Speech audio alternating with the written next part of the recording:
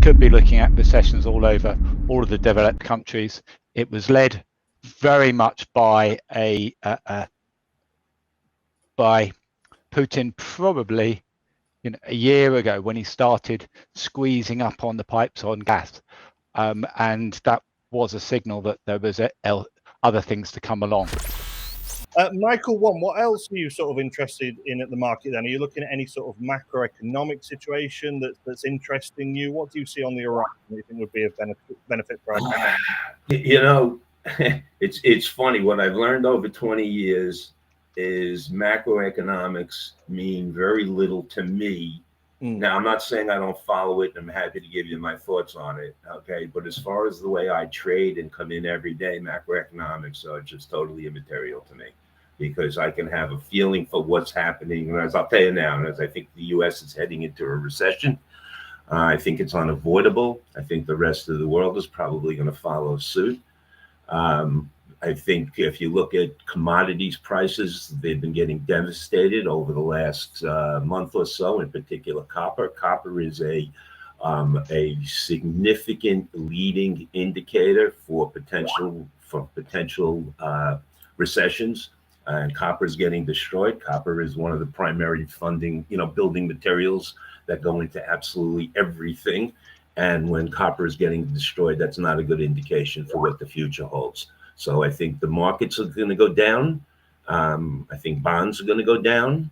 I love gold and silver once they finally shake out whoever the weak hands are now, because they really make an attempt at shaking them out, because I think gold and silver should both be higher. And I would be a long-term holder of gold and silver, but I don't trade long-term, because, the market is just, it is what it is. It's news-driven. It's volatile. You have to protect your account at all times. And and anything I would do today, even let's just say Wednesday today, any trading I do, my goal is to be out for sure, probably the end of the day today, the worst tomorrow, and being flat come non-farm payrolls on Friday, because it doesn't really matter. You get a number that's good or bad, in the market gets very volatile for a short period of time. It could white out your trade. I don't like trading under those conditions. So I have again, I think the markets are going to go down. I think the indexes are going to go down, but it doesn't mean they can't fly higher tomorrow or the next day. And therefore I wouldn't, I don't trade like that. I'll trade for what I think is happening today, based on what I see happening in my charts, based on the money flow that I see happening. So, those are my general economic thoughts, but they mean nothing to me as I make a trade today. Because you're too short term, essentially. Too short term. I'll trade 5-minute and 15-minute charts. Listen, my opinion on the market, it depends on what you want to get out of the market, okay, as a trader. So if you're an investor, that's one thing. You can swing trade, you can longer term trade. If you're a day trader, or if you're trying to make a living out of this, the financial information, the math behind it all means you have to be shorter term. You have to get in and out of the market. You have to make your points. You have to get your return on your assets, and then you have to move on to the next trade. And the way to make a lot of money, or the guys that you hear who are day traders and who are successful day traders, the reality is, a successful day trader, if he makes 20% a month, he's good. That's good. He's good. And, I'm not saying you can't make 20, you can't make 30, maybe some people even make more, but that's good. And so that's what, we teach our people to do. And that's what we strive to do with our trading. And that's where I get back to, we trade on percentages. And therefore I want to get in my trade. I want to get out of my trade. The way I trade, the more trades you do, the better you will do, because it's just a matter of probabilities. So if we could teach you how to put the probabilities on your side, even let's just say 60-40 or 55-45, just slightly on your side, and you use good risk management, like the 1 1/4 to 1 that I'm talking about, then all of this, that's how you get in, you get out. You either lose your 1% or you make your 1 1/4%, you turn your money fast, and you move on to the next trade. And time will build up your account if you can maintain a 50% win-loss ratio and a 1 1/4 to 1 risk reward. And that's how I teach trading every day. Thank you. Excellent for that insight. Yeah, I mean, a lot of core principles come out of there: sensible risk management. News trading can be very unpredictable and volatile. If it comes out good, it can go down. If it comes out bad, it can go up. I think that's a very early lesson that traders do acknowledge, is the news trading can be very unpredictable in that respect. Michael, too, what are your thoughts on the current sort of global outlook, macro sort of economic, political situation? Well, we're seeing an awful lot going on, and inflation will continue. There's absolutely no doubt whatsoever that inflation will not continue. We could be looking at recessions all over all of the developed countries. It was led very much by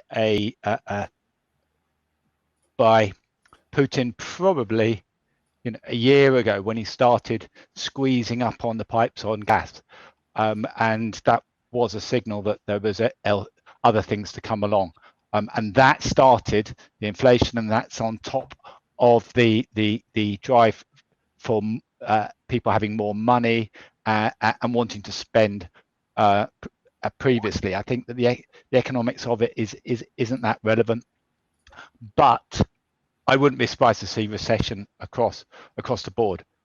But just like Michael, I don't care about that when I'm looking at a 5-minute trade. And that doesn't matter. It makes no difference. You have to take the setup as the setup and not be driven by some of the fundamentals that might be going, I'm scared of this. The markets are going to go down. Well, they may well be going down, and if your setup takes you down, go down with it. Take some profit, leave something on. That's for your fundamental. But your setup has to come first, very much so. Setup comes first entirely. Now, when I look at the markets I've got up in front of me right now at this moment, I've got just a few markets up, just so I can just see generally what's been going on.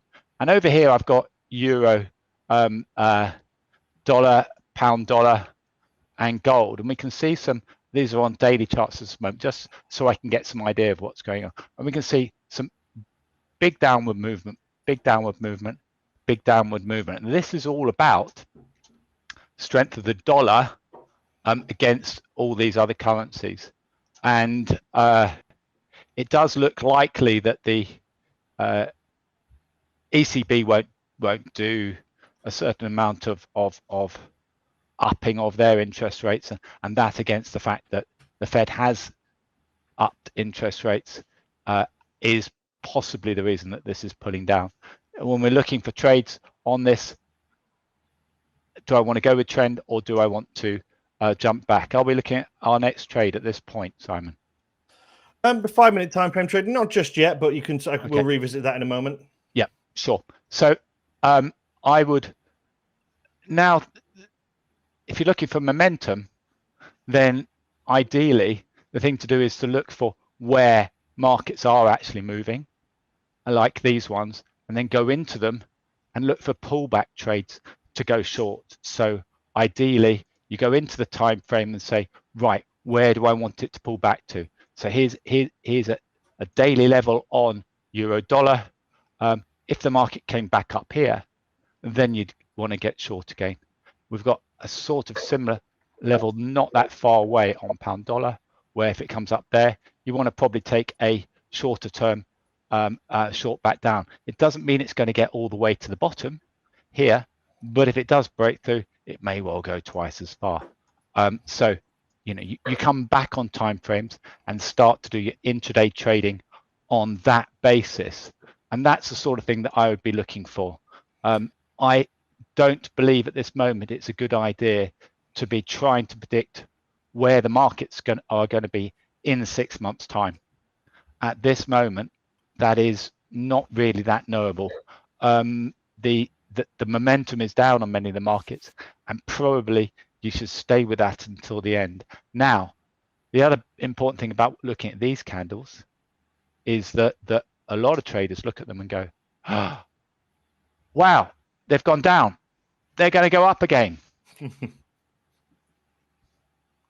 The most common thing for a market to do at the bottom of where it gets to is not bounce straight back up. The most common thing for a market to do at that point is to go sideways. So actually, you can make lots of money in sideways markets. That's not the point. The point is, don't think it's going to go flying back all the way back up again.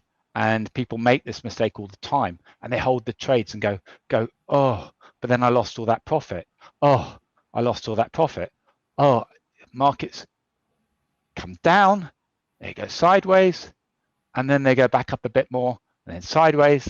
They may come down again, and sideways. But sideways actually is a trader's skill to understand and know when that's likely to come about. And you can make money within the sideways markets by finding tops and bottoms and just simply coming off those in your intraday in your intraday trading.